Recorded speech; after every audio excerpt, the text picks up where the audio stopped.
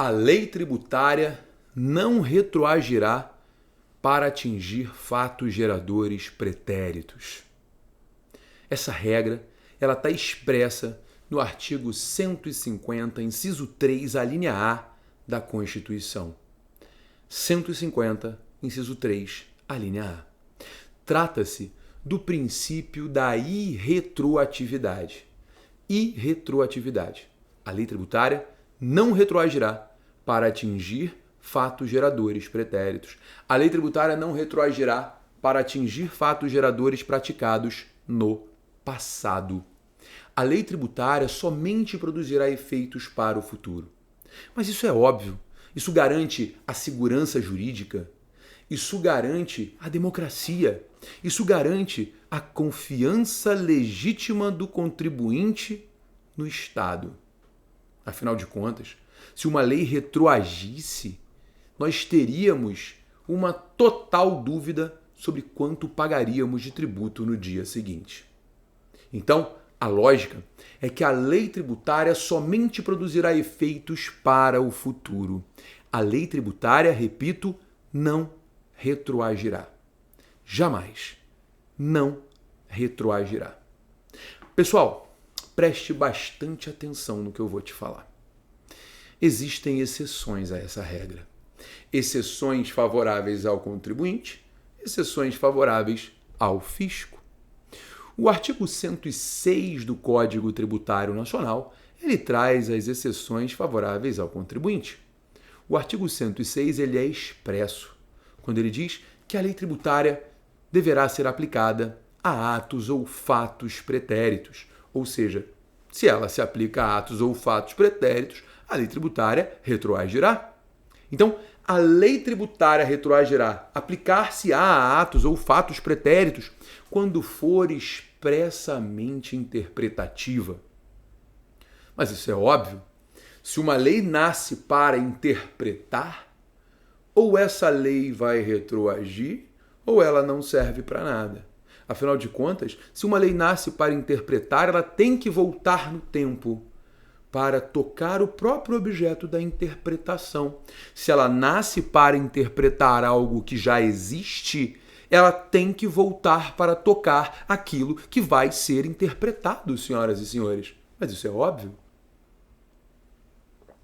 A lei tributária retroagirá quando for expressamente interpretativa. Lembrando que o CTN ele fala na expressão expressamente. Mas a interpretação tem que ser para além do expressamente. Tem que ser meramente interpretativa. Uma lei que se diga expressamente interpretativa, uma lei que diga, oi, eu vou interpretar algo, ela não retroagirá se ela inovar no ordenamento jurídico, criando novas hipóteses de incidência, criando novas hipóteses de responsabilidade. Isso não pode acontecer. A lei tributária retroagirá se ela for expressamente interpretativa, mas entenda, expressamente deve ser interpretado como meramente interpretativa. E o artigo 106 ainda vai dizer no inciso 2 que a lei tributária retroagirá se não houver coisa julgada, quando combinar penalidade menos severa e quando deixar de tratar a conduta do agente como uma infração à norma. Essa discussão é interessante, a gente tem que analisar o caso desde o inciso. Porque o inciso 2 ele fala que a lei retroagirá se não houver coisa julgada. Afinal de contas, o que é coisa julgada? A coisa julgada nada mais é do que uma decisão judicial que não caiba mais recursos. A coisa julgada, repito, é uma decisão judicial que não comporte mais recursos. Isso é coisa julgada. Gabriel, se o contribuinte tiver uma decisão contrária na esfera administrativa, a lei retroagirá? A esfera administrativa não faz coisa julgada. A esfera administrativa, se a decisão for favorável ao contribuinte, ela vai extinguir o crédito tributário. O artigo 156, inciso 9, ele é claro nesse sentido. Agora, se o contribuinte perde na esfera administrativa, pelo princípio da inafastabilidade do judiciário, ele pode levar essa discussão para o judicial.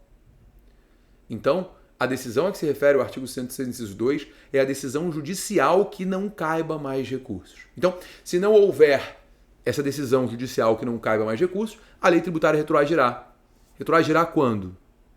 Quando combinar penalidade menos severa e quando deixar de tratar a conduta como infração à norma.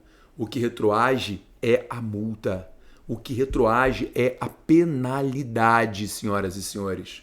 Repito, o que retroage é a multa. O que retroage é a penalidade. Lembrem-se disso. A alíquota aplicável será sempre a alíquota vigente na data do fato gerador da obrigação tributária. A alíquota aplicável será sempre aquela vigente na data do fato gerador da obrigação tributária. Sempre, invariavelmente, inafastavelmente, a alíquota aplicável será sempre aquela vigente na data do fato gerador da obrigação tributária. Pode ser maior ou menor, não interessa. Vai ser ela que vai ser aplicada. A única coisa que retroage é a multa. Se a multa posterior for mais benéfica e não tem havido coisa julgada, essa multa retroagirá. Essa multa retroagirá para beneficiar o contribuinte. Ok? Beleza? Legal? Joia? E também retroagirá, aí vamos para o outro lado da moeda, na forma do artigo 144, parágrafo 1º do Código Tributário Nacional, a lei retroagirá para beneficiar o fisco. Ela retroagirá quando aumentar os poderes da fiscalização e retroagirá quando aumentar as garantias e privilégios do crédito tributário. Quando aumentar os poderes da fiscalização, a lei tributária retroagirá. Isso é interessante, né, pessoal? Porque, assim, uma lei que aumenta os poderes da fiscalização é tão difícil você pensar numa condição dessas hoje em dia. Porque, veja, o que o fisco pode fazer na fiscalização? O fisco pode quebrar o sigilo fiscal do contribuinte, sigilo bancário do contribuinte, sem necessidade de autorização judicial. O banco tem acesso à conta do contribuinte sem necessidade de autorização judicial. Plenamente possível. Eu não vejo nada mais tenebroso que isso, mais complexo do que isso. Vamos pegar um exemplo bobo. Os estados passaram a estar autorizados a fiscalizar os contribuintes de ICMS por meio do PIX, do pagamento via PIX. Isso aumentou o poder de fiscalização dos fiscais estaduais. Então, essa lei retroage? A lógica é que essa lei vai retroagir. A lógica é que essa lei vai retroagir. E ela vai retroagir por quê? Porque ela aumenta o poder da fiscalização.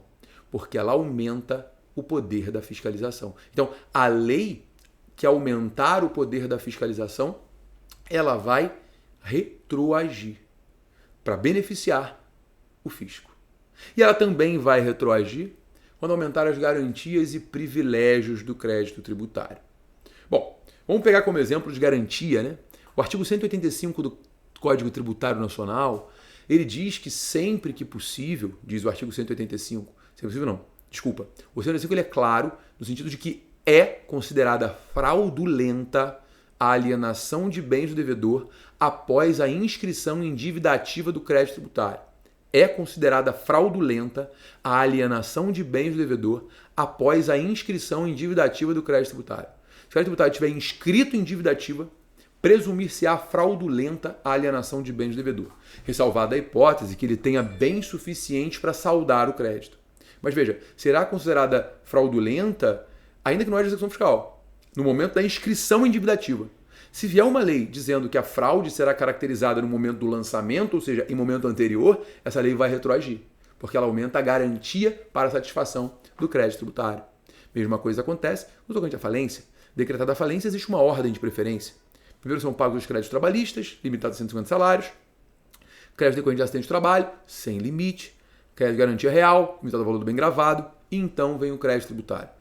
Isso está lá na Lei 11.101 de 2005, artigo 84, 83. E quando se você tivesse uma lei, por exemplo, pegando o crédito tributário e colocando ele na frente do crédito de garantia real, essa lei retroagirá. Se isso acontecesse, essa lei retroagiria, né? Por quê? Porque ela aumenta o privilégio do crédito tributário. toda lei que aumentar garantias e privilégios do crédito tributário retroagirá. Então, muito cuidado. A regra é a irretroatividade, mas a lei retroagirá tanto para beneficiar o fisco quanto para beneficiar o contribuinte. 106 do CTN e 144, parágrafo 1º, também do Código Tributário Nacional.